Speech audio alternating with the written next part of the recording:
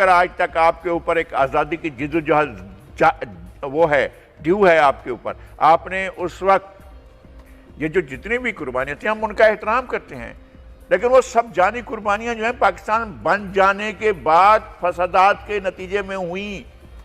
جدوجہد آزادی کے دوران ہم نے کوئی قربانی نہیں دی ہے، ہماری ساری قربانیاں جو ہیں وہ بعد کی ہیں، جو قتل عام شروع ہو گیا تھا بعد میں اس کے نتیجے میں ہوئی ہیں۔ ہماری جو ریزسٹنس انگریزوں کے خلاف ہونی تھی وہ نہیں ہوئی ہے، مان لیں۔ لیکن لغاری صاحب حکومت کے پاس اس کے علاوہ آپشنز کیا ہیں؟ کیونکہ اسٹیٹ کیا ہوتی ہے، اسٹیٹ انسٹرومنٹ کیا ہوتے ہیں، ادارے کیوں ہوتے ہیں، عدالتیں کیوں ہوتی ہیں، آپ کی پارلیمنٹ کیوں ہوتی ہے، مقننہ کیوں ہوتی ہے، فورسز کیوں ہوتی ہیں، آپ کے پاس پاک فوج موجود ہے، آپ کے پاس بہت بڑا ادارہ پولیس موجود ہے، آپ کے پاس رینجرز موجود ہے، کہاں انہوں نے وہ نہیں کیا ہے؟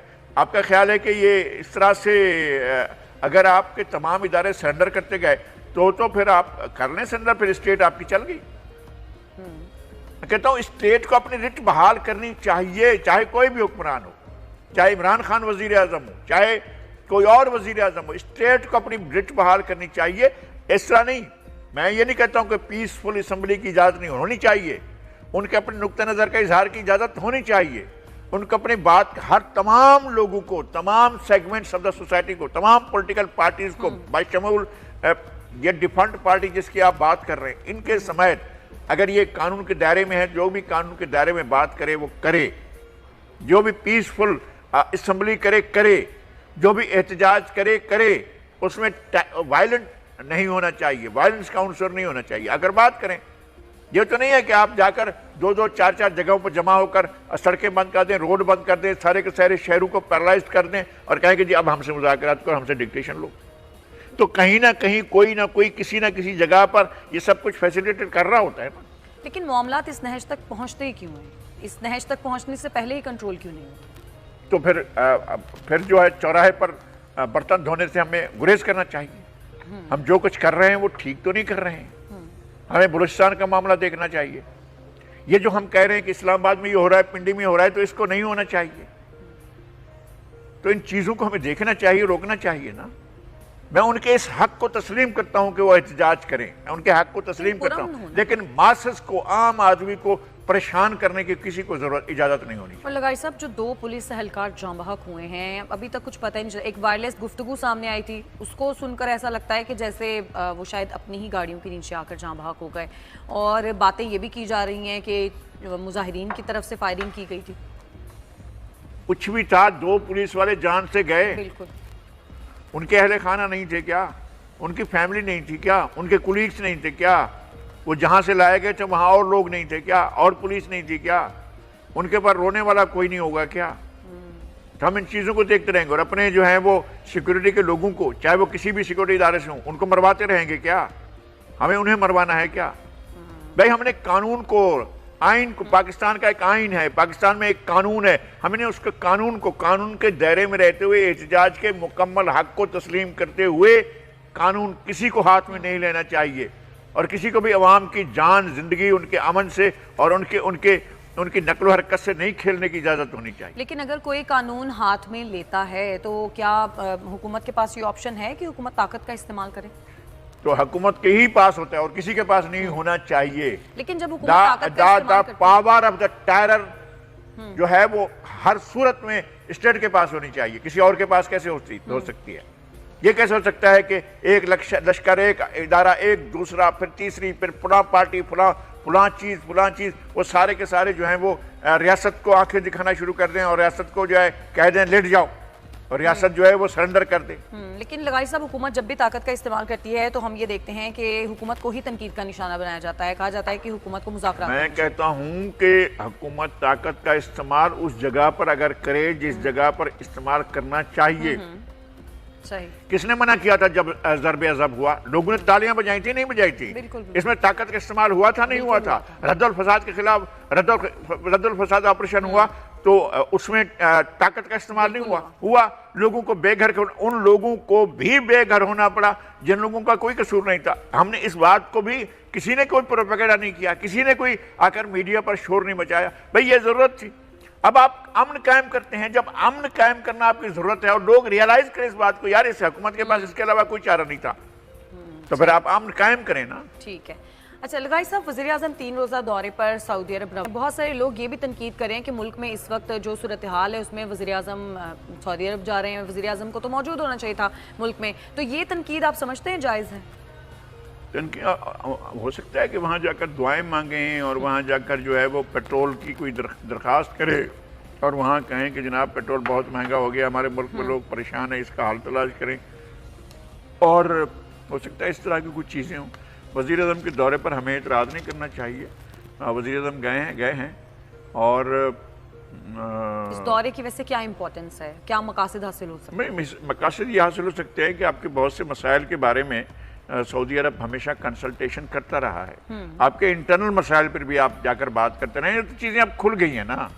کون سی چیز ہے ایسی جس کے بارے میں آپ کو سعودی عرب کے پاس نہیں جانا پڑا، آپ کو امریکہ کے پاس نہیں جانا پڑا، آپ کو برطانیہ کے پاس نہیں جانا پڑا؟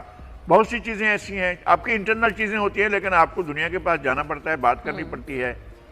تو آپ وہاں پر جائیں اور ایک چیز آپ کے پیش نظر رہے کہ ہمارا وطن، ہمارا ملک یہ سب سے پہلے ہے. اگر اس جگہ پر جب جا رہے ہیں اور اپنے وطن کے لیے جا رہے ہیں، اپنے ملک کے لیے جا رہے ہیں تو جائیں. کوئی ایشو نہیں، مجھے نہیں اس میں کوئی ایشو نظر آتا ہے کہ وزیر اعظم نہ جائیں. کیوں نہ جائیں. مسائل اگر رکھیں اور مسائل کو حل کرنا ہے تو وزیر اعظم کو. بہت سارے لوگ اس طرح کی باتیں کر رہے تھے نا. ظاہر پی ڈی ایم بھی احتجاج کر رہی ہے. لگائی صاحب ملک کے مختلف شہروں میں پی ڈی ایم کا احتجاج جاری ہے اور اس وقت جو سچویشن ہے اس کے اکارڈنگ لوگ بات کر رہے تھے کہ وزیر اعظم کو ٹیکل نہیں کرنا آ رہا معاملہ. نہیں، وزیر اعظم کو ٹیکل کرنا نہیں آ رہا ہے، اس میں تو بالکل صاف بات ہے، سچی بات ہے، اس میں کوئی بات نہیں. وزیر اعظم نے میس کیا بالکل ٹھیک ہے. وزیر اعظم نے حالات کو خراب کیے بالکل ٹھیک ہے.